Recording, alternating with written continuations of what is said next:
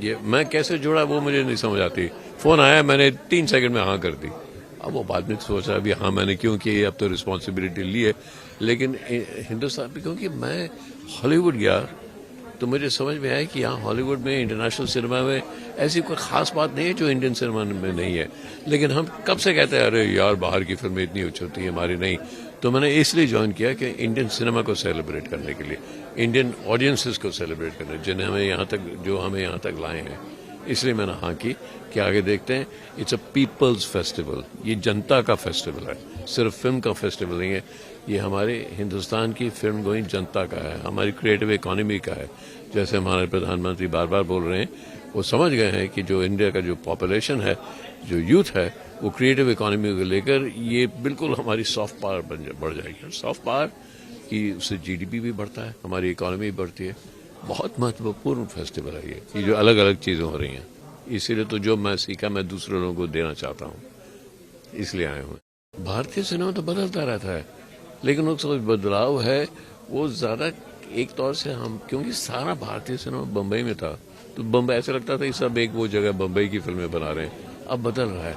इस film festival में हमें खास तौर से, जैसे सेक्रेटरी साहब ने कहा, कि हर स्टेट से, हर जगह से, हर लैंग्वेज से हम फिल्में ला रहे हैं ताकि एक दूसरे को भी देख पाएं, वो एक दूसरे को करें और बिल्कुल एक भारतीय सिनेमा हो, सिर्फ बम्बई का सिनेमा ना हो। अगर हमने अपने आप को भारतीय समझा, अगर हमने अपनी ही फिल्म के ऑडियंसेस को माना और उनसे उनके साथ हमने उनका साथ दिया, सिर्फ फिल्म मेकर्स का नहीं, ऑडियंस का साथ दिया, तो कान से हम बहुत बड़े हो जाएंगे यार। बहुत ज़्यादा लोग फिल्में बनाते हैं, कान से बड़ा होना इतना मुश्किल नहीं है। थोड़ी कोशिश करनी चाहिए, बस थोड़ी देर देखो अभी आगे होता क्या है। कान से तो बड़े हो ही जाएंगे। तो वो तो प्रसून साहब से बात करनी पड़ेगी। लेकिन मेरा ओटीटी का ख्याल है कि एक ज़माना था जब एक्टर इधर उधर जाते रहते थे। मनोज बाजपेयी जैसे जो बैंडेड क्वीन में है, वो ओटीटी स्टार बन गए और इतने इन्फ्लुएंशियल हो गए हैं। ओटीटी अलग अलग कहानी ला रहे हैं, ओटीटी अलग अलग राइटर्स ला रहे हैं, ओटीटी अलग अलग पूरे देश से नया टैलेंट ला रहे हैं। तो इसलिए ओटीटी को तो सेलिब्रेट करना चाहिए हमें। अब जो देश के सेंसरशिप लॉज होते हैं उनको तो वो नहीं तोड़ सकते, वो तो आएंगे ही। अक्सर जो मेरे दोस्त हैं मुझे कहते हैं यार सेंसरशिप लॉज, में कहता हूँ भैया तुमको ईरानियन फिल्म्स पसंद आती हैं? हाँ साहब, ईरानियन फिल्म सबसे अच्छी फिल्में ईरान से आती हैं। तो उनके सेंसरशिप लॉज के बारे में आपको मालूम है ना। तो कभी कभी सेंसर भी एक फिल्म मेकर को और शार्प बना देता है। क्या फिल्में बनाते हैं वो लोग। देखो यार, बैंडेड क्वीन के लिए अब आप बात कर रहे हैं, बैंडेड क्वीन के लिए पहले सेंसर से लड़ाई हुई, सेंसर के बाद हमारी हाई कोर्ट से लड़ाई हुई, हाई कोर्ट के बाद हमारे सुप्रीम कोर्ट से लड़ाई हुई। तो मैं कैसे कह सकता हूँ कि सेंसरशिप के अगेंस्ट नहीं लड़ना चाहिए।